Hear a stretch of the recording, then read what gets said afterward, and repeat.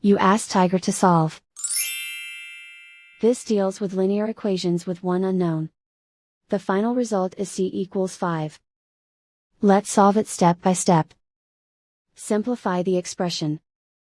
Find the greatest common factor of the numerator and denominator. Factor out and cancel the greatest common factor. Swap sides. Isolate the c. Multiply both sides by 3. Group like terms. Multiply the coefficients. Simplify the fraction. Multiply the fractions. Simplify the arithmetic. And so the final result is c equals 5.